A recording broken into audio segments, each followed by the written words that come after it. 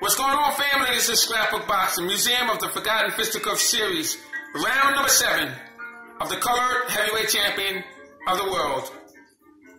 November 8, 1926, Buffalo, New York. George Godfrey would defeat Larry Gans for the colored heavyweight championship belt of the world. He would earn that opportunity when Harry Wills would lose on a disqualification on October 12, 1926. And unfortunately, he would also lose his colored heavyweight championship belt honors. So November 8, 1926, George Godfrey would face Larry Gans of Canada. George Godfrey was born January 25, 1897 in Mobile, Alabama. He died August 13, 1947 in Los Angeles, California. He stood 6 foot 3 inches and weighed 220 to 260 pounds. His trainer was Jack Blackburn.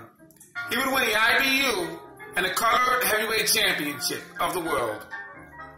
Larry Gans would be one of his opponents, along with Neil Glipsey, Bob Lawson, Sully Montgomery, Fred Fulton, James Tut Jackson, Big Bill Tate, Walt Cobb, Tiger Jack Fox, Tom Caller, Jack Sharkey would lose to him in 10 rounds, Clem Johnson, Johnny the Cleveland Boy Baker, Risco, Bud Gorman, Al Walker, Ed Bearcat Wright, Cecil Seal Harris, Roy Ace Clark, just to name a few outstanding fighters that George Godfrey would face.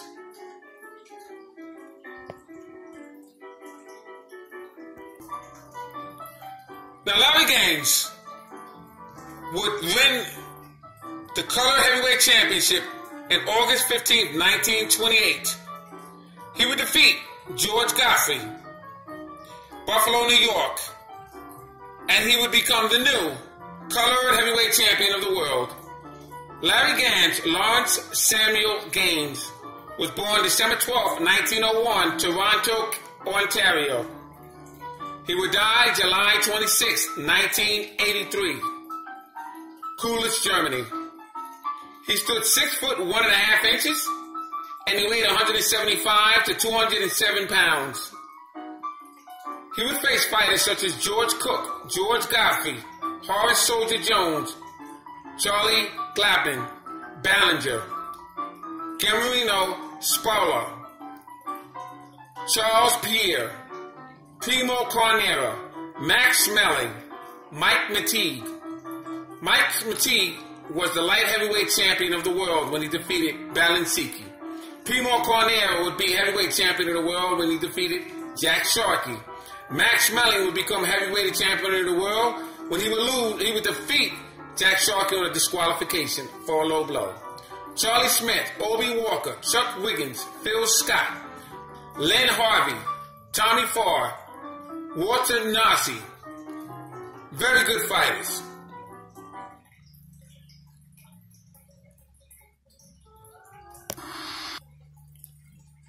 Now on January 25th, 1929, Larry Gans would earn the heavyweight championship belt of Canada when he defeated Charlie Ballinger.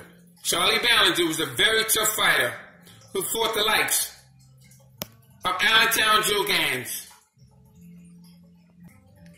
Panama Joe Gans, Kid Norfolk, just to name a few. Larry Gans would also face Phil Scott and win the British Empire Heavyweight Championship on June 13th, 1931. So Larry Gans would do wonders with the belt until he would face a fighter by the name of Obie Walker.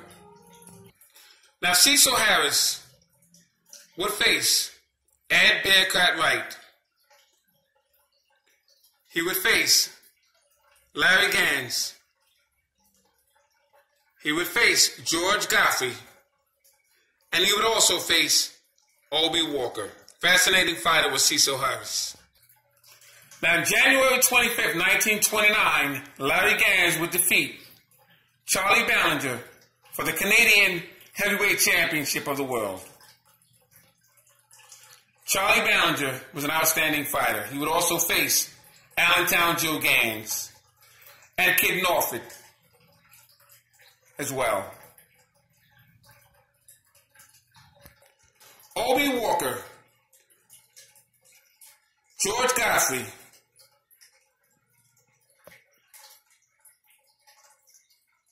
and Larry Gaines would face Neil Glisby. Outstanding heavyweight. Obie Walker would win the Colored Heavyweight Championship belt October 9th, 1933, Philadelphia, Pennsylvania. He would defeat Seal Harris.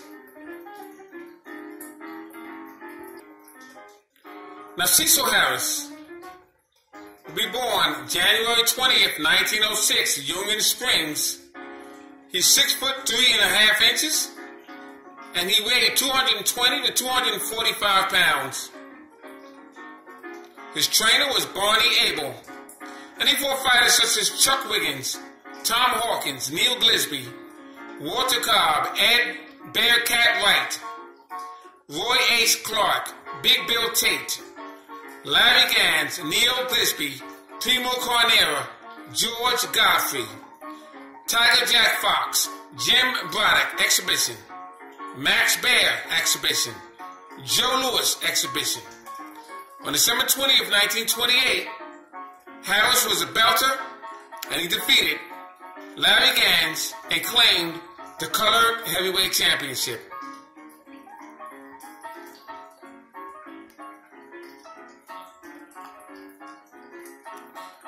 So Cecil Harris would be the Colored Heavyweight Champion after he would defeat Larry Gans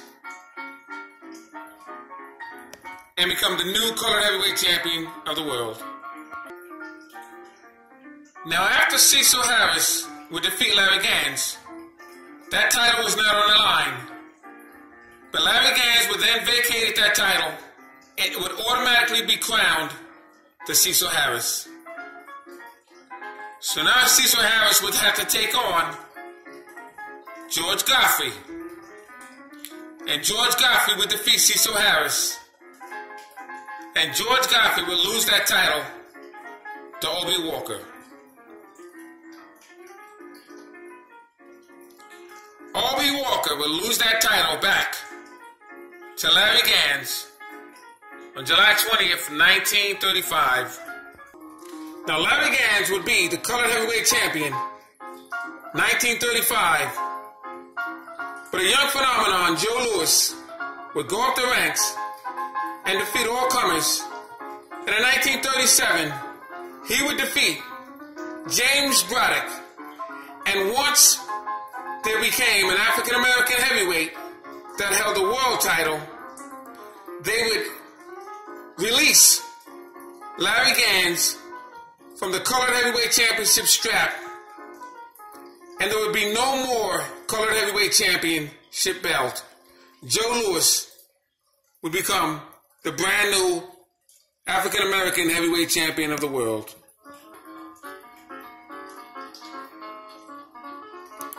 So that would be the end of the Colored Heavyweight lineal line. Joe Louis would become the world heavyweight champion.